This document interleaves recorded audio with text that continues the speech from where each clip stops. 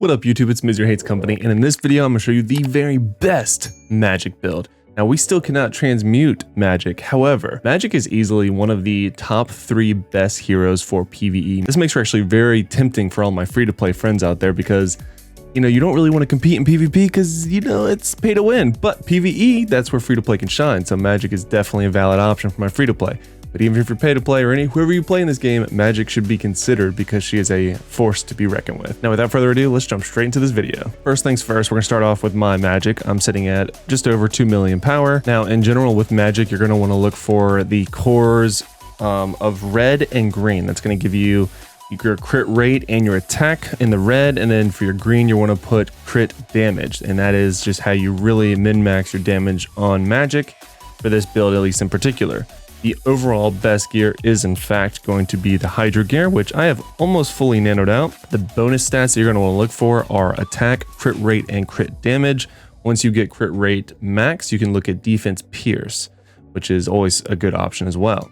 In general, you are going to want to try to get your crit rate to cap, which is 75%. I'm sitting right now just under 70% at 69.6, 69, but it is still very, very high, and I feel very good about that. And then my crit damage is at 237. Crit damage max for your stats is going to be 300k, so decent way off, but still doing well over a million damage with one button, which is awesome.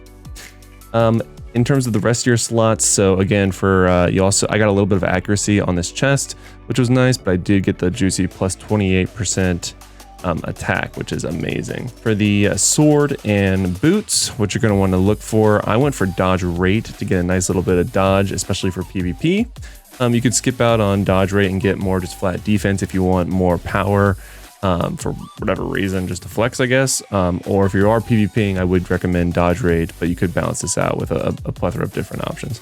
But I like this one. It does the job for me. And then for the boots, you can go melee damage decrease. I mean, it's a thing. I went just for the flat HP because HP is huge with Magik. I see HP as bonus attack, which you should be doing too, and we'll get into that in a little bit later when we look at the specializations. But overall, the point of the Hydra gear is that at the 2 set, you get the crit rate, and then at the 4 set, you are going to boost your soul sword class skill.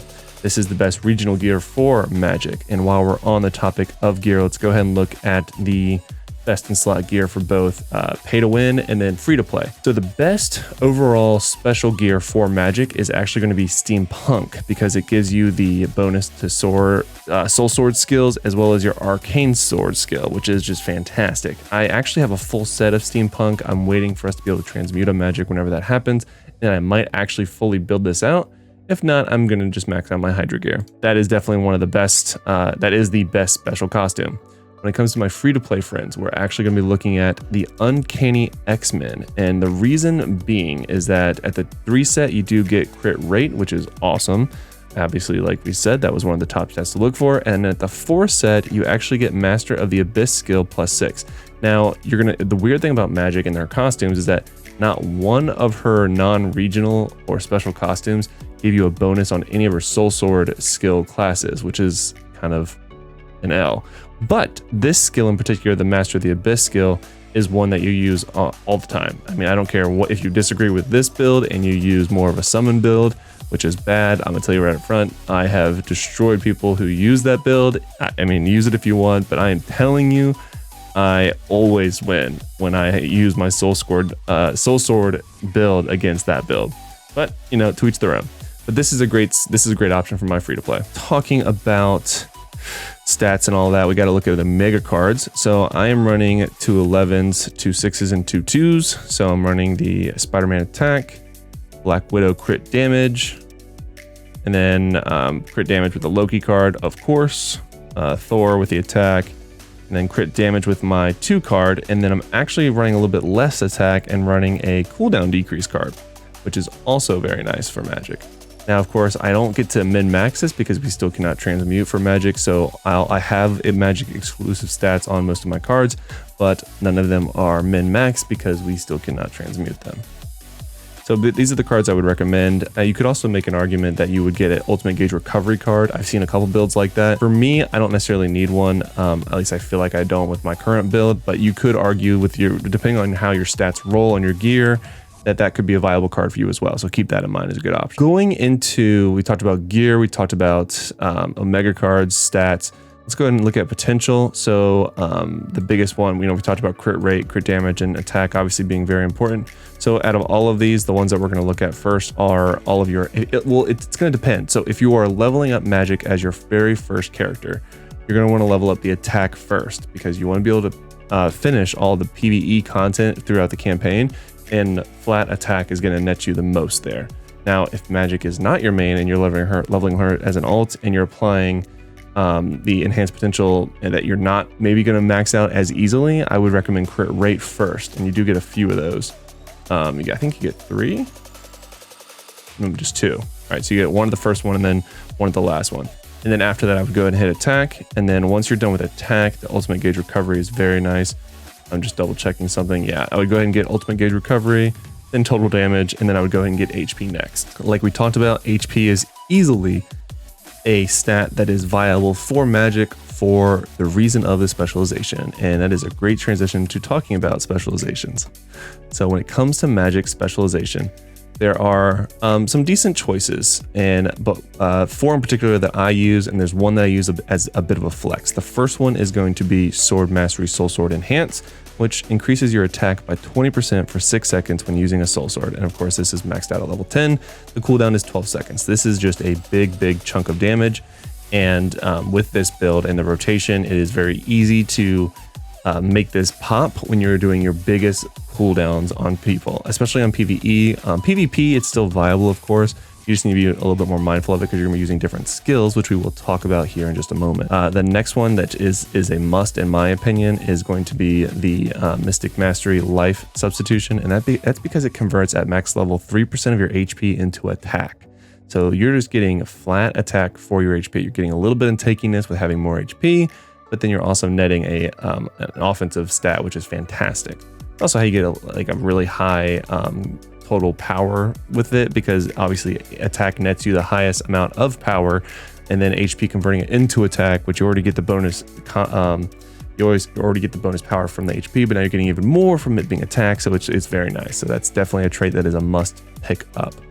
The next one that I think is a must pick up for Magik is going to be the Limbo Control Domain Mastery, which decreases all skill cooldown by 7.5%. This is a very nice flat just CDR or cooldown reduction trait, which I absolutely love.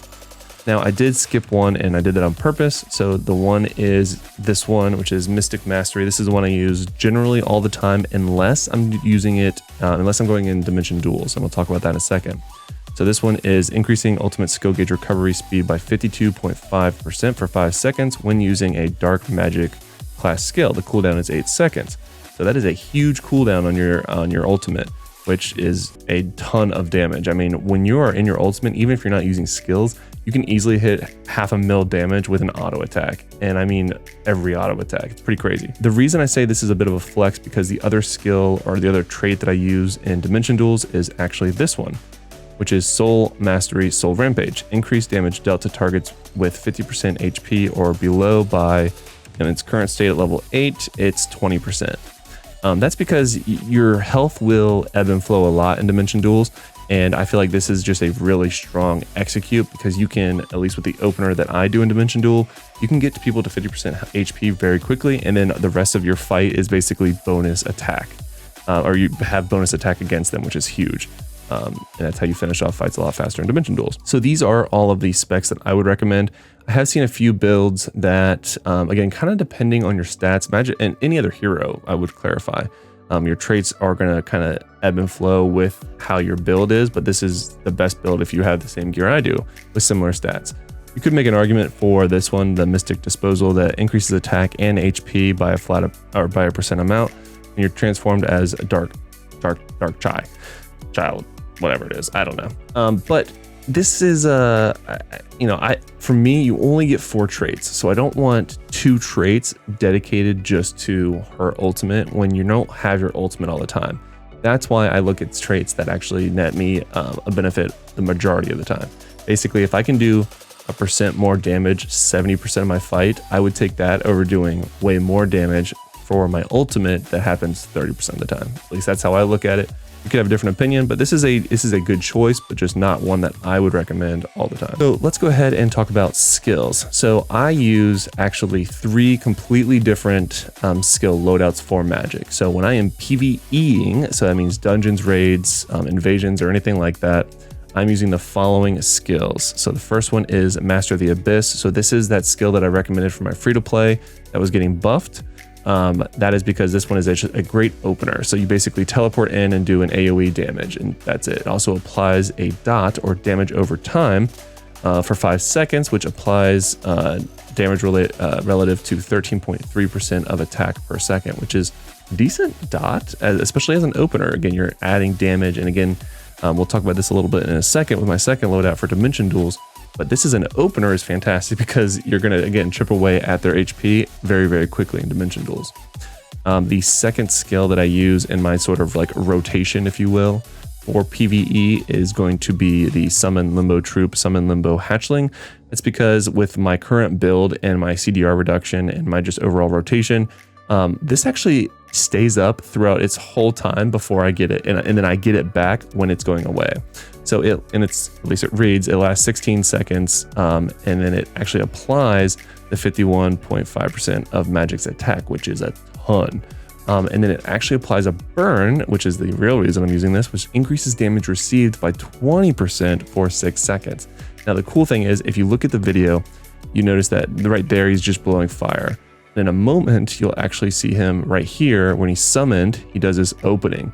That does not count towards the 16 seconds. So right now you would actually count 16 seconds. You get about 5-ish seconds for free when he does his little opener, but it still applies the burn, which is fantastic, or has a chance of applying the burn. So this is a really huge opener. It's a great skill for PvE again. Now, after that, so we've engaged, we've done our little dragon dude, he's done a ton of damage, and he's also applied a burn. Now it's time for us to do our part in the fight and just blow people up. And that's where this skill comes into play. Arcane Sword Soul Strike. So this does 2,105% total damage. It is sort of a 3-step of a attack. So you go swing, swing, swing, and then you jump and smash them. That last smash, usually for me with my current build and my crit rate and crit damage, always hits over 1 million on just the last slash. So the first 2 are anywhere between like 700k and almost 1 million by themselves, but then that last one always crits, it feels like, for over 1 million damage. The highest I've seen it I've actually crit on that is almost 2 million damage, which is crazy. And that is with a fully built Magik, so I don't expect you guys to see that all the time on your Magics, but when you get it built out and you get crit rate pretty high and crit damage even higher, you have the potential of doing over 2 million damage, which is insane. Again, it depends on the fight, depends on the debuffs, but I've seen that only once, but it was awesome. The next one kind of keeps up with that idea of just doing a ton of damage. So this is our Soul Slash Limbo Slash, which does 1,581% damage. Again, it's a little 3-step process, but it does a ton of damage. Last but not least, this is also a Soul Sword class skill, so you do get the +6 on it for your Hydra gear, and that is going to be your Stepping Sword, Stepping Strike. This is basically, it's a very high damage quick attack, but it also is a gap close. So if there's a PvE, again, this is a PvE build, if there is a PvE fight that has a lot of movement, and you need to catch back up, or you're just trying to catch up to a mob and kind of just keep bouncing around through the fight, this is a great quick teleport and you do a ton of damage. So it does 722% damage. And you do jump straight through behind your enemy and then kind of blow them up. The next loadout I will show you for skills is what I use for Dimension Duels. So this one is pretty dramatically different, actually. And I only use 2 of my Soul Sword class skills. So the first opener I do is Unleash the Dogs. We unleash the hounds. So this is because it has the highest guard break in the last 15 seconds, and they actually explode when they're done, which is fantastic for Dimension Duels because they're literally just going to chase your opponent around and then poof, like that, they explode, which is great. So I do that right at the open. As you do this, you're going to want to likely dodge, burn your first dodge, because it is not a long cast, but you are leaving yourself vulnerable to an attack, and you want to make sure that you're not losing too much HP too quickly. So depending on who I'm fighting, I usually end up having to burn my first dodge here after I use this, and then I re-engage with my Master of the Abyss. So I am I'm running up on them, speed running, activating my dogs, dodging backwards, and I'm teleporting back in with them, putting my dot on them. Again, medium guard break with this skill, and you do 546% damage, which is great. By this time, I'm now on top of them, and this is a very quick fight, of course. I then go into my soul sword, soul slash quick stab. So it is a very quick soul sword move, and that is because in PvP, it is unlikely you'll be able to hit all three of those really long ones that you have when you use this one, which is the Queen Striker. Where is it? This one. Yeah, so you're not going to have the ability of landing all of those in PvP. So you want to make sure you adjust to the quick stab. So again, you're teleporting on top of them, then doing a quick stab, which does a very decent amount of damage and also has a high guard break. In fact, usually by this point, if I've hit them with all of it, sometimes you've already broken someone's guard, which is kind of crazy to think about. And then I usually, these next two skills, it's really just going to depend on where you are in the fight. By this time, if I'm on top of them, I might usually try to sneak in a couple autos. Don't be afraid to auto with Magik. Her autos do a ton of damage. So don't feel like she is this magician that has to use all of her skills and that's it. Make sure you're adding autos throughout the fight when you're PvPing and PvEing. But so I also, the last one, or the last two, is the stepping strike, which we did have in the previous one. This is just another great gap closure. So if they're running away or I need to re-engage on top of them, I just go ahead and do this. Now, if I am low on health, I will then use, or they just did a move where I had to use a dodge. Instead of re-engaging on them right away, I will then use this skill, which is Hunter in the Dark, which is Dark Conjuration, which is basically do 483% damage. You can't dodge it, which is why I use it in Dimension Duels. The other choice you could have, I have played around with it and it's just personal preference in my opinion, but you could also use this one, which is the Dark Encounter, which actually pulls the enemy to you. It actually prevents them from using their dodge skills for 3 seconds. In my opinion, you don't pull them all that often, and it, just you basically do a little bit of damage, and it has a little bit longer of a cooldown. So just personal preference. You do always prevent them from using a dodge, but because of where I use it, I would use it in my rotation. They either have already dodged at least once, or I'm not in a point where I care if they dodge because I have probably lowered their health past 50% at this point. So this last one is totally personal preference between the two of these. You can make an argument for either one. This is just what I use.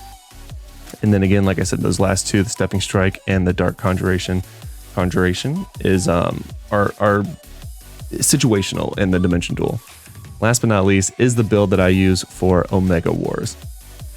So this one is kind of similar, but we don't use our summon anything anymore. So we still have the the engage skill, which is the Master of the Abyss, Abyssal Advent, where you just teleport in and do a bunch of damage. And again, you can hit multiple people with this, which is why it's so great. I usually literally run straight into the middle, right where all those crystals are in the middle of the fight, teleport, boom, put a dot on everyone.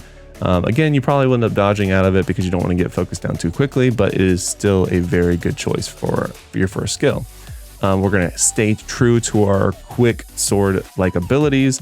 So you do use quick stab right there. And then we are still using the Stepping Strike to teleport around and slash up a bit. However, I then added this skill to it, which is Arcane Sword. It does have a little bit of a wind up, but it does have a high guard break and it does hit a bit of an AoE. I only use this skill immediately following Stepping Strike. That's because, again, with Stepping Strike, you go behind them. So I'm going behind them and then I use this next skill. That way I know that I usually get to hit them with it because they have to react and usually turn and or adjust because I'm now behind them. And then I do use this Dark Conjuration still because it actually bounces around to different people. You do have a small % chance of turning them into a rat. I think I've seen it like once in PvP. It does happen on occasion on PvE content, which is kind of funny, but I wouldn't really recommend this for PvE. You can do more damage like the first build I gave you. But again, this one just does bounce around. So this is why I use it for per Omega War. So the last thing I'm going to add is actually the companions. There's 2 companions that I think are just the absolute best to use with Magik. And the first one is probably pretty obvious, and it's going to be Baron Mordo. That's because, well, his bonus stats are defense and HP, which is kind of kind of okay. It would be nice to get that 6-star one, but it's going to take forever. 6-star special companion. But the reason I think he's one of the best is his skill, which is overflowing mana. You actually get increased attack, you get increased recovers ultimate gauge quicker, and then you get a decrease in your remaining cooldown. So you get some CDR, ultimate gauge recovered, and an attack boost for 10 seconds, which is just fantastic. This has a decently long cooldown of 36 seconds, but this is definitely my go-to for Magik all the time. Literally, I don't switch off of him. This is what I would say to be like the true in-game companion for Magik. But if you don't have him, there is actually a very good alternative, which is going to be Ultron. So Ultron actually increases with his bonus effect the crit damage, which is very nice for Magik. And his skill creates a barrier equal to 30%, at least at level 11, of max HP for 10 seconds. So in Dimension Duels and just Omega Wars, if you get into a sticky situation where you run out of dodges, pop this and or just pop it in the beginning of the fight if you wanted to. Again, if you're using this build and you need to activate the dogs, before I had Baron Mordo, I would actually activate this at the beginning of the fight. That way, through my cast of the dogs, I wouldn't have to burn a dodge, which was great. So he is a fantastic option for Magik, and he's only a rare companion, so pretty easy to max out in my opinion. That's gonna go ahead and do it for this video. I hope it was helpful. It did run a little bit longer than I would have liked. However, I wanted to make sure this was an all-encompassing video. I've done several miniature videos of Magik, but now that I feel like I have maxed her out and to a point where I have mastered her as a hero, I want to make sure I give you all the ins and outs of Magik, because she is a great hero with high mobility and huge damage. So if you like Magik and you like this video, make sure you like the video, subscribe to this channel for more Marvel Future Revolution content. And before you go, make sure you check out this video right here for some of the very best gold farm, because gold is actually a little bit hard to come by, and to get all that gear nanoed, you need to make sure you have the right resources available. So check this video out for the best gold farm right now.